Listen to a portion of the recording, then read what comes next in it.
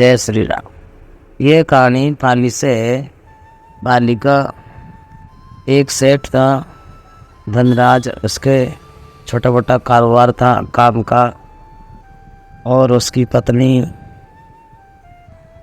निर्मा थी, और दोनों अपना काम करते और अच्छा परिवार था।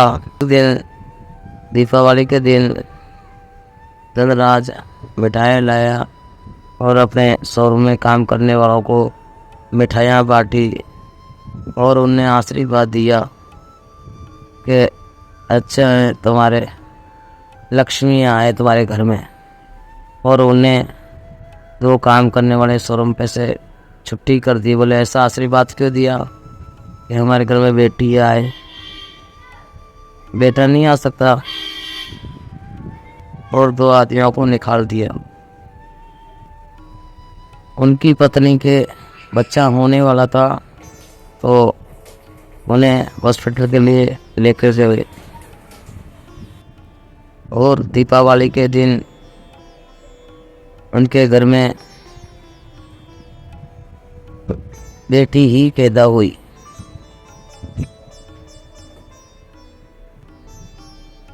और बेटी पत्नी की हालात ऐसी ख़राब हो रही थी, घर पे लाए बेटी को और वो धनराज उदास था। और अपनी पत्नी को घर पे लाए उनके माता पिता और बोले कोई बात नहीं भाई, नाराज़ मत हो, बेटी हुई है, लक्ष्मी आई है तेरे घर पे, दीपावली के दिन बेटा भी आएगा। और थोड़ी देर में उसकी पत्नी को घबराहट होने लगी और कमजोरी के कारण उसकी पत्नी ख़त्म हो गई। बेटी एक दिन की भी नहीं थी और माँ चल बची। और धनराज बहुत दुखी हुआ और रोने लगा और बोले अपने माता पिता को, इस मनुष्य बेटी को मेरी आंखों के सामने से हटा दो। भी का भी आता ही इसने अपनी माँ ख़त्म कर दी। ये मनुष्य है मेरे लिए, मैं इसका कभी मुंह नहीं देखूंगा, मरते दम तक इसका कभी मुंह नहीं देखूंगा। उस दिन उनके लिए बड़ी दुख भरी दीपावली हुई। और वो दादा दादी बोले बेटी को लेके दूसरे कमरे में चले गए। और धनराज बहुत अपनी पत्नी को क्रियाक्रम करा और उसको अग्नि संस्कार के बाद में धूप करके और ब्राह्मण जिमाए उनकी आत्मा के लिए सुख शांति के लिए प्रार्थना करी। उन्हें अपनी बेटी को एक बार भी नज़दीक जाकर नहीं देखा। दादा दादी ने पंडित बुलवा के धूप के बाद और पंडित जी से पूछा, पंडित जी इस हमारी छोटी सी बेटी है, इसका नाम तो बता दो। पंडित जी ने बोला कि माता जी इसका नाम लक्ष्मी है। और ये अपने बाप के लिए बड़ी शुभकारी है कि वो तो इसका मुंह भी नहीं देखना चाहते। मानो या ना मानो, ये अपने परिवार के लिए मनुष्य नहीं है, ये लक्ष्मी है। दीपावली के दिन पैदा हुई है और लक्ष्मी है।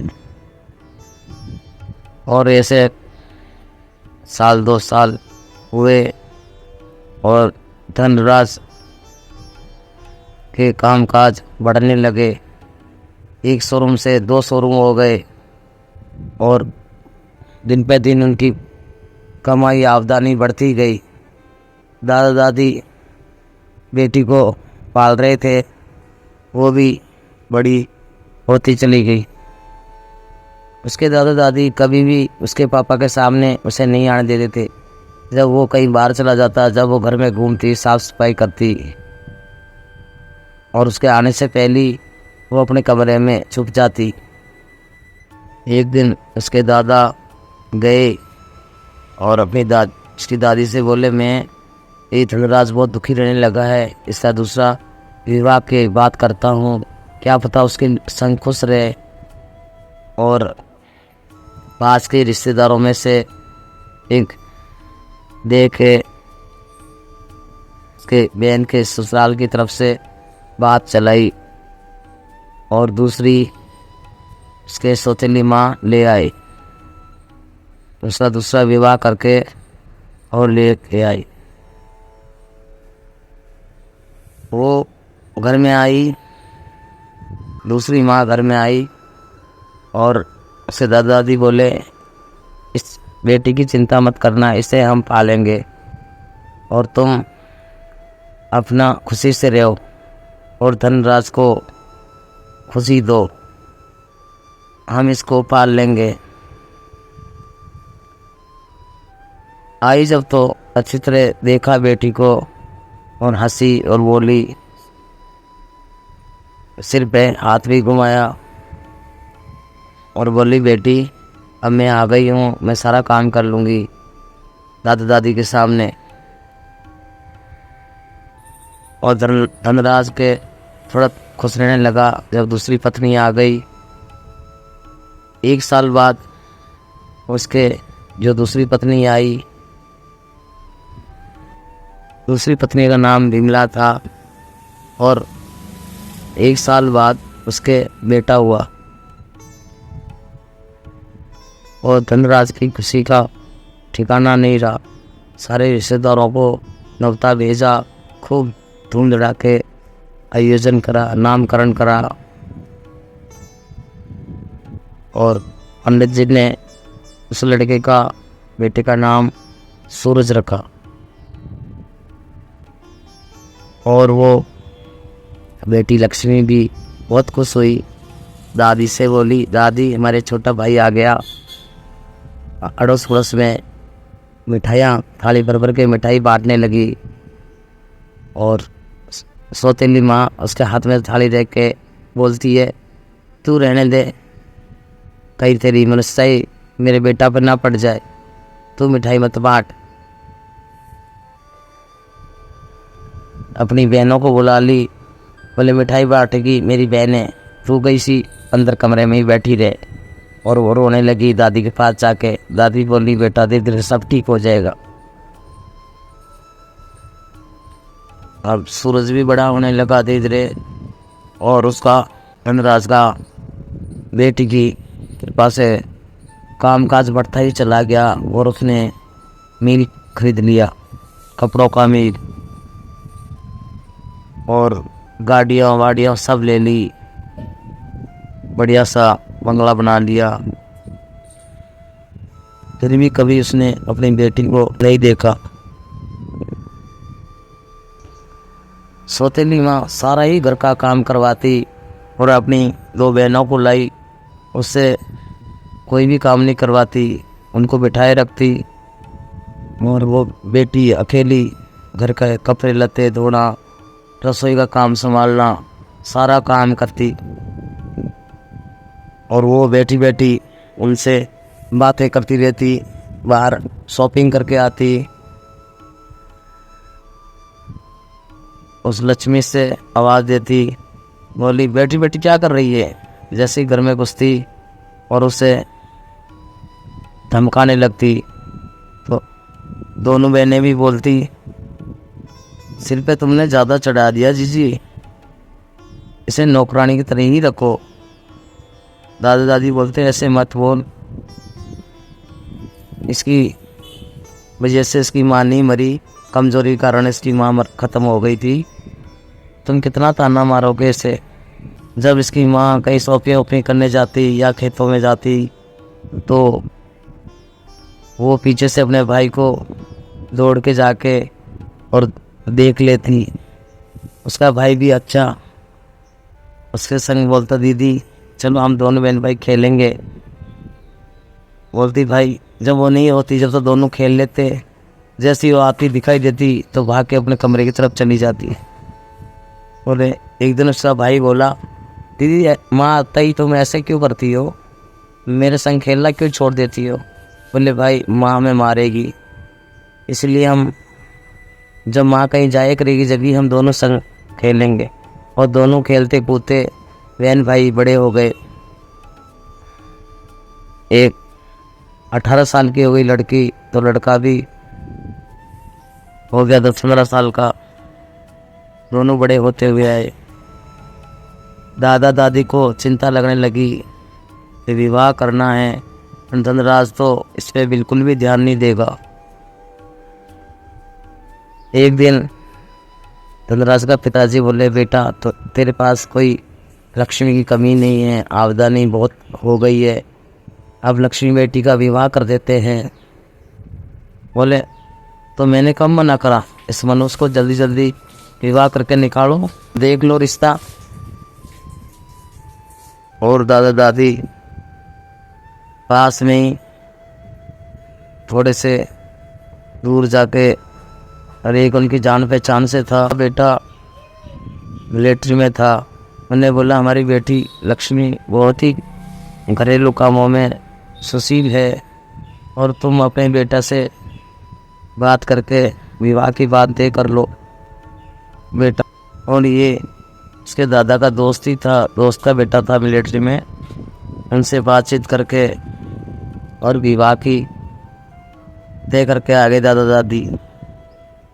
वापिस आके बोले, धनराज हमने लक्ष्मी का विवाह तय कर दिया, उनका बेटा मिलिट्री में है, तो बोलो विवाह की तैयारी करें, ये कर दो जल्दी जल्दी, मेरी तरफ से तो मनुष्य को निकालो।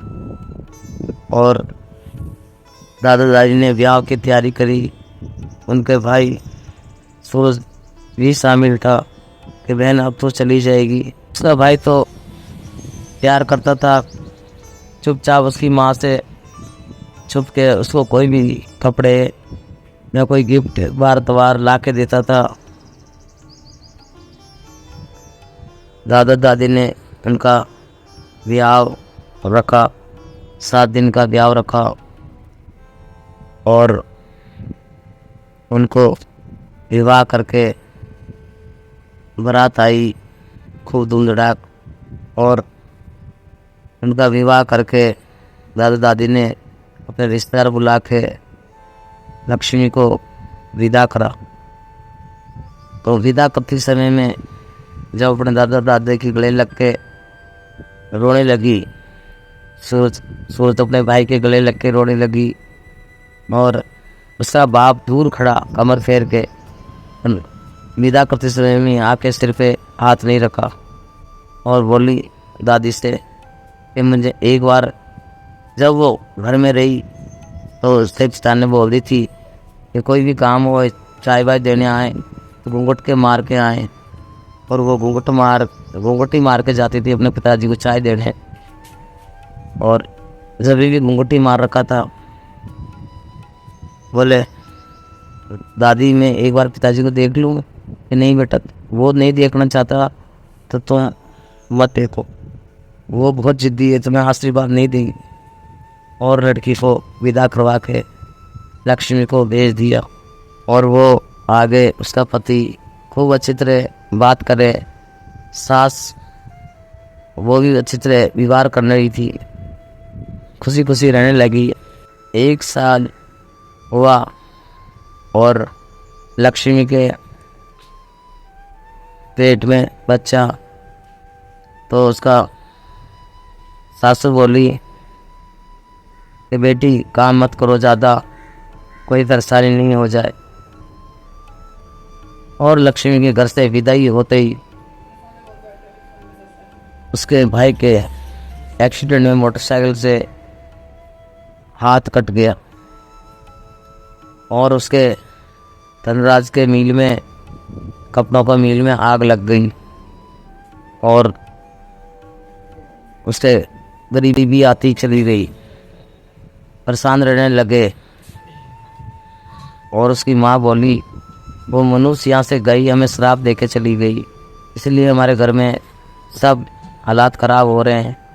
उसके भाई बोले अभी तो शर्म कर दो, वो यहाँ थी जब कारोबार बढ़ता ही चला जा रहा था, खुश थे, और उसके जाते ही तुम्हारी हालात ख़राब होने लगी। दादा दादी बोले बेटा किसको समझा रहे हो, समझ होती तो पहले ही समझ जाते ये। जब तक यहाँ थी कभी इसने चैन से नहीं रहने दिया उसे। दादी बोली बेटा लक्ष्मी के कुछ बच्चा होने वाला है, उसको जापा पे अपने घर पे ले आओ। भाई गया और अपनी बहन को लक्ष्मी को जापा के लिए लेके आया। जैसे ही अपने बाप के चौखट पे पैर दिया और उसके रुके हुए कई चेक आने लगे संग संग, और उसका भाई खुश हुआ और उसकी माँ बोली बेटी आ गई हो ऊपरले मन से। उसे काम फिर से करवाने लगी ऐसे हालात में। भाई ने बोला मैं इसे जापा के लिए लाया हूँ, माँ इससे कोई काम मत करवाना। और इसके आते ही तेरे घर के फिर से हालात सुधरने लगे, अब तो समझ जाओ, इससे मनुष्य कहना छोड़ दो। तो भाई कहीं गया दोस्तों के संग, पीछे से उसने सीढ़ियों में तेल डाल दिया और लक्ष्मी का पैर फिसला और लक्ष्मी का बच्चा नहीं रहा और काफ़ी चोट लगी। उसका भाई उसे डॉक्टर को दिखाया तो डॉक्टर ने बोला भाई इसकी जान बच गई हुई बहुत है, आगे से अगर बच्चे होंगे तो इस पर खतरा होएगा। और भाई बड़ा उदास हुआ कि इस घर में किस लिए लाया, और लाया तो जापा के लिए और इसका तो बच्चा ही खो गया। लक्ष्मी बोले भैया तो दुखी मत हो, मेरी किस्मत ही खराब है। फिर भाई उसको विदा करवा के उदास उदास और अपने इसके ससुराल छोड़ गया।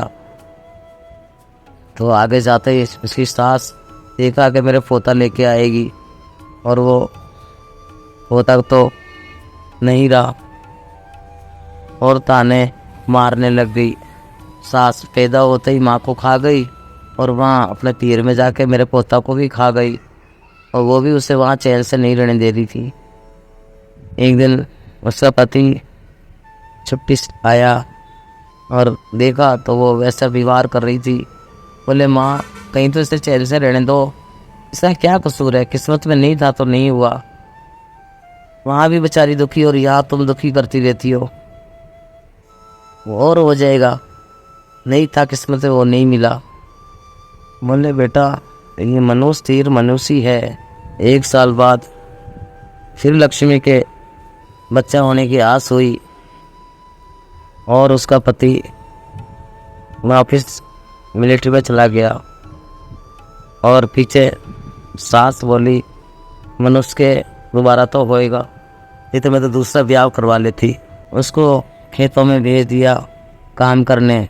खेतों में काम करते करते सब्जियां तोड़ते तोड़ते उसके पूरे महीने चल रहे थे और उसके बच्चा वहीं खेतों में हो गया। 1-2 खेतों वाली काम करने वाली थी, वो भाग के उसकी मदद करी और लक्ष्मी की बहुत हालात ख़राब हो गई जिस अनुसार डॉक्टर ने बोला, और बेटा हुआ। लक्ष्मी गोद में लेके और अपने घर को लौटी अपने सास के पास, और दरवाज़ा नहीं खोल रही थी। बोला माता जी दरवाज़ा खोलो, तुम्हारा पोता लेके आई हूँ। और पोता दिया और सास पोता को देख के बहुत खुश हुई, और बहू की इतनी हालात ख़राब होती जा रही, बहू दरवाज़ा के पास ही गिर गई। वो पोता को लेके अंदर गई और बहू दरवाज़े के पास गिर के और उसकी हालात ख़राब हुई। और लक्ष्मी गांव की औरतों ने देखभाल कर रहे हैं, और वो बच नहीं पाई, उसकी तबीयत ख़राब हुई और लक्ष्मी ख़त्म हो गई। उसका पति को फ़ोन करके बुलाया। पति बहुत रोया कि इस बेचारी को इन लोगों ने मार ही डाला, ताना मार मार के। और उसकी लक्ष्मी का अंतिम संस्कार कर रहे थे तो उसके भाई के यहाँ भी फ़ोन करा। बोले भाई अब तो अंतिम संस्कार पे आ जाओ सूरज से। सूरज बहुत रोया और भागा चला आया। बोले अब मेरी बहन नहीं रही, एक मुझसे प्यार करती थी वो भी नहीं रही। जब उसका पिताजी से बोले कि अब तो देख लो तुम्हारी बेटी अब दुनिया में नहीं रही, तो जैसे ही आया पिताजी जहाँ उसकी चिता जला रहे थे तो कुदरत ने उसका कफन से कपड़ा ढक दिया, मुंह खुला था, अपना आप ही उसके बाप के आते ही मुंह ढक दिया और उसे मुंह मरने के बाद भी नहीं दिखाना चाहती थी। और उसका अंतिम संस्कार करके उसके पति ने और सब ने उसको अंतिम विदा दिया। ये ऐसी सौतेली माँ कभी उसे चैन से नहीं जीने दिया। अगर प्लीज़ ऐसी कहानियाँ अच्छी लगे तो कमेंट करके लाइक करके बताएं। जय श्री राम।